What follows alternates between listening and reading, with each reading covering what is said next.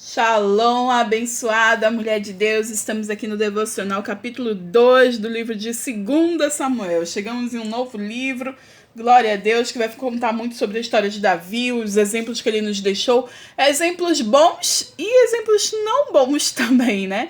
A gente aprende também, a Bíblia deixou aqui, então é para nós aprendermos. Mas antes de a gente começar, eu te peço que a gente comece a orar, chamar a existência do Espírito Santo para nos ajudar nessa missão, que é a leitura bíblica, tá bom? Então vamos lá? Querido, amado Espírito Santo, eis-nos aqui, queremos mais de Ti, Santo Espírito, nós precisamos de Ti mais do que tudo.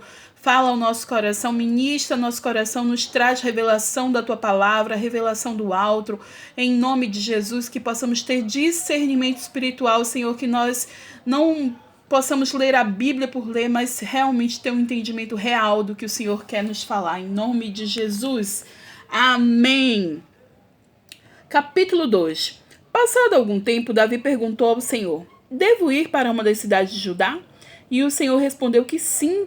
E Davi perguntou para qual delas? Para Hebrom, respondeu o Senhor. Então Davi foi para Hebrom com suas duas mulheres, Aionã e Jezreel e Abigail, viúva de Nabal, o carmelita. Davi também levou os homens que o acompanhavam, cada um com sua família. Estabeleceram-se em Hebrom e nos povoados vizinhos. Então os homens de Judá foram a Hebrom e ali ungiram Davi, rei da tribo de Judá. Deixa eu falar uma coisa sobre isso. Você lembra que no primeiro capítulo, Davi chorou muito, a morte de Saul e de Jonatas. Ele tinha chegado de uma batalha, ele estava ali na terra dos filisteus em Gate, e ele tinha ido atrás dos amalequitas, e o povo dos filisteus tinha ido contra Israel, e foi ali que Jonatas e Saul e toda uma galera do povo de Israel morreu. E quando Davi soube disso, ficou muito triste, chateado, e ele ficou um tempo ali ainda com os filisteus em Gate, só que ele sabia que ele precisava retornar para Israel, só que era muito óbvio, inclusive, que ele voltasse para Israel, que fosse para as terras de Judá. Só que mesmo que parecesse muito óbvio que ele precisava fazer aquilo, porque ele tinha a promessa de ser rei de Israel, Ele foi perguntar a Deus, porque ele queria estar debaixo de bênção, ele queria estar debaixo de obediência, ele queria ouvir e obedecer ao Senhor. Então aqui fica algo muito forte para mim e para você, porque por mais que a gente seja autossuficiente, que a gente acha que já sabe tudo, que tá tudo certo, a gente precisa perguntar ao Senhor. E foi isso que Davi fez, e o Senhor respondeu, sim, volte para Hebrom, para Judá, qual das cidades de Judá para Hebrom. E sabe de uma coisa, se Davi não tivesse perguntado, tivesse ido para qualquer outro lugar, a unção estava esperando ali em Hebrom por ele, a unção de rei, ele já era ungido, mas sabe, colocar ele ali como rei, como ele foi colocado em Hebrom, nas terras de Judá, estava esperando por ele. Então imagina se ele fosse para outro lugar. Então assim, é importante eu e você obedecermos a voz do Senhor. Davi nos dá esse exemplo aqui, Ele sabia que tinha que ir, mas ele perguntou a Deus, e ele foi ali ungido. E ali ungiram Davi, o rei da tribo de Judá. Informando que os habitantes de Jabes de Gileade tinham sepultado Saul, Davi enviou-lhes mensageiros que lhes disseram: o Senhor os abençoe pelo seu ato de lealdade, dando sepultura a Saul, seu rei. Seja o Senhor leal e fiel para com vocês. Também eu firmarei minha amizade com vocês por terem feito essa boa ação. Mas agora sejam fortes e corajosos, pois Saul, seu senhor, está morto. E já fui ungido rei pela tribo de Judá. Bom, aqui Davi honrou, a cidade, Jabes de Gileade, porque eles tinham ali sepultado o rei Saul. E ali Davi enviou seus agradecimentos. Uma coisa que eu não falei, que a gente leu aqui, foi sobre as esposas dele. Ele levou os homens, as famílias, E levou a família dele também, as duas esposas que ele tinha. Ele foi leal. Elas estiveram enfrentando com Davi muitas coisas durante toda essa jornada dele, A mulher de Nabal mesmo, ela ficou ali viúva, com toda aquela terra, com todas aquelas coisas, mas ela quis seguir a Davi. Ela disse sim quando casou com ele. E ali as esposas dele, Aionã e Abigail, enfrentaram muitos desafios com ele, Então, assim, nada mais justo do que ele levar e reconhecer. Porque agora ele seria rei e elas seriam rainhas, Então, ele foi muito fiel, muito leal. Porque na época podiam ter outras mulheres. Hoje não pode não, viu? Pode mais não, esse negócio de poligamia não tá certo não, viu?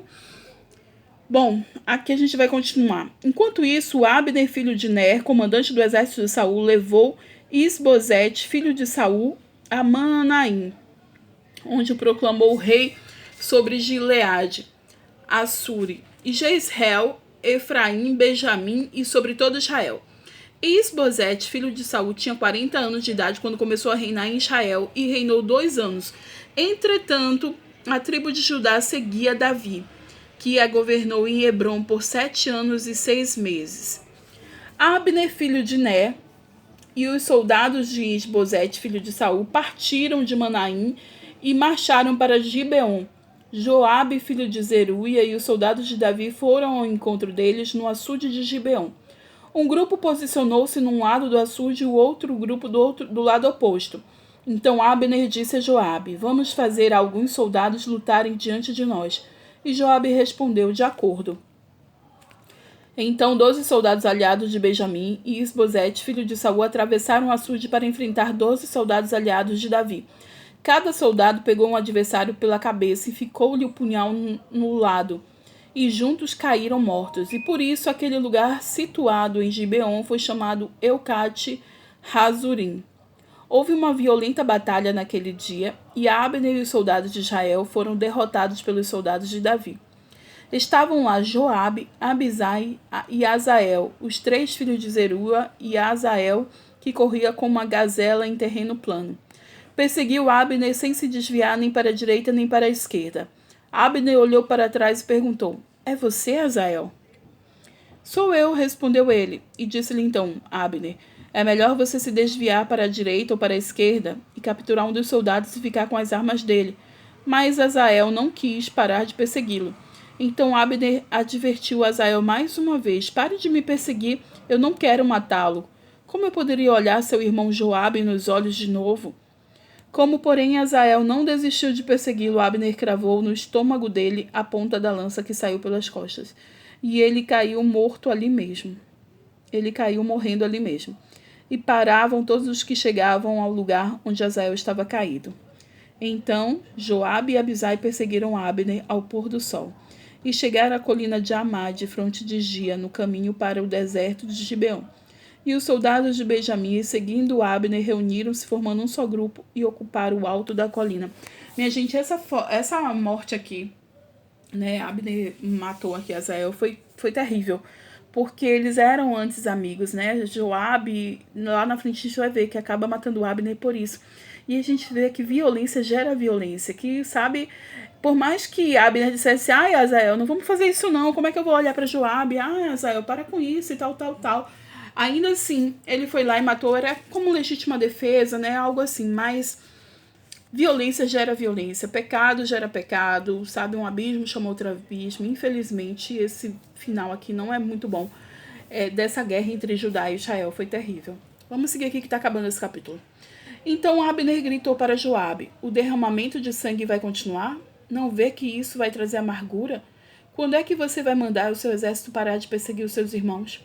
E respondeu Joabe: Juro pelo nome de Deus que se você não tivesse falado, o meu exército perseguiria os seus irmãos até de manhã.